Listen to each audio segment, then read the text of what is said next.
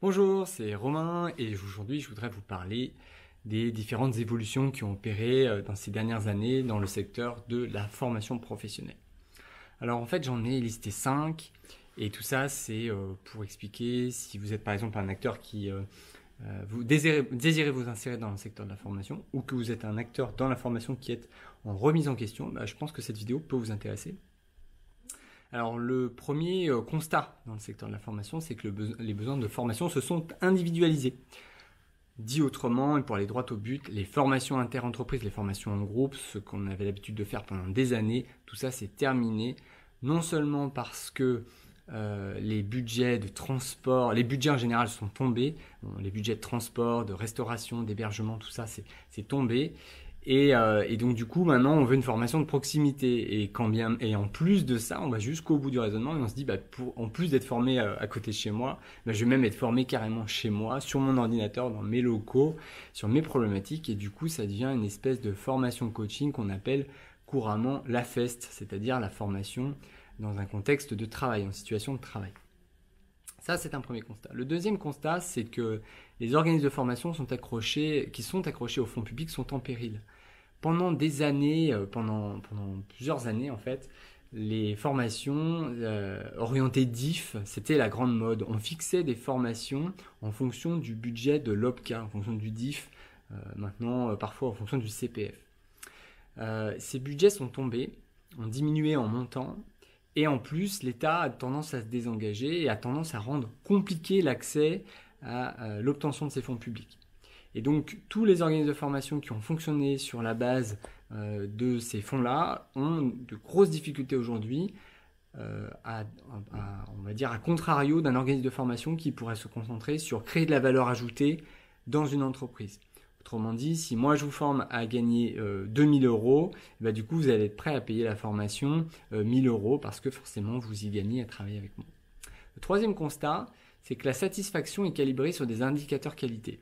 Alors ça, c'est pas toujours une bonne nouvelle, mais en tout cas, pendant des années, quand on allait en formation, c'était un moment d'intense échange, on rigolait, on partageait plein de choses sur sa vie personnelle, sur sa vie pro, on redécouvrait tous ses collègues, tous ses collaborateurs, on allait à Paris, on prenait le train, ou alors si on était déjà à Paris, c'est pas grave, mais en tout cas, il y avait quelque chose. Et du coup, on évaluait la formation par rapport à un sentiment.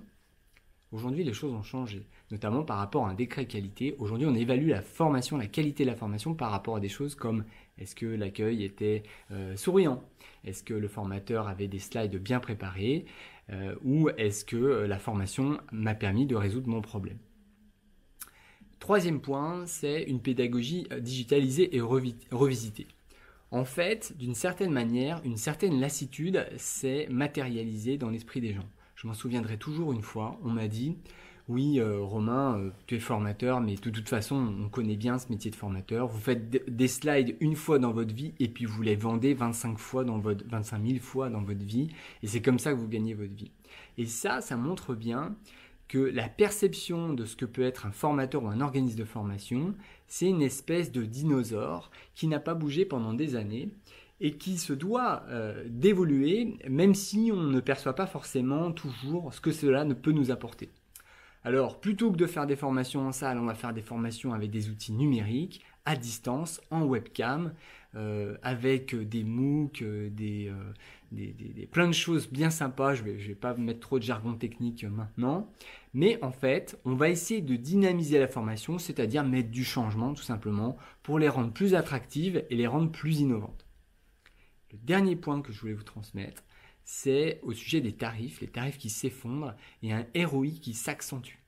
Pendant des années, le budget formation, c'était une espèce de saint graal intouchable qui permettait d'obtenir la paix sociale dans les entreprises et pour preuve, il était géré par le DRH qui était lui-même quelqu'un qui était formé au droit social avant tout. Et puis maintenant, le responsable formation est devenu un responsable compétence. Il a un portefeuille de compétences à gérer grâce à son petit tableau de bord. Et donc, il doit distribuer des compétences à chacun pour pouvoir rendre ce salarié, cet apprenant, plus agile dans son entreprise, plus disponible, peut-être plus employable. En tout cas, il doit lui donner les moyens d'agir Et donc lui, ce responsable compétence, anciennement responsable formation, va évaluer combien d'euros il va mettre dans telle opération, telle action de formation pour derrière gagner quoi en face. Et un exemple que j'ai souvent moi dans mon entreprise, dans mon centre de formation, c'est qui s'appelle Optedif Formation, c'est le client qui vient de vendre une affaire à 100 000 euros. Et du coup, il vient de se dire, mince, ok, enfin, il vient pas de se dire, il a même pas anticipé, mais je viens de vendre un projet à 100 000 euros, mais pour pouvoir intervenir et réaliser ce projet à 100 000 euros, j'ai besoin de former mes 5 salariés sur telle technologie. Et donc, du coup, je vais les envoyer en formation pour 10 000 euros. Dans le rapport de 10 000 euros d'investissement en formation pour 100 000 euros de chiffre d'affaires en face, c'est gagné, c'est tout bénéfice. Voilà, donc si je devais vous résumer ces 5 points, les besoins de formation se sont individualisés. Les organismes de formation accrochés au fonds public sont en péril. La satisfaction calibrée sur les indicateurs qualité plus que sur le sentiment global. 4e point, une pédagogie digitalisée et revisitée. On se force à changer nos principes de formation. Et enfin, dernier point, des tarifs de formation qui s'effondrent et un ROI qui s'accentue. On fait attention au budget que l'on envoie en formation car derrière, on doit savoir ce que l'on y gagne. À bientôt!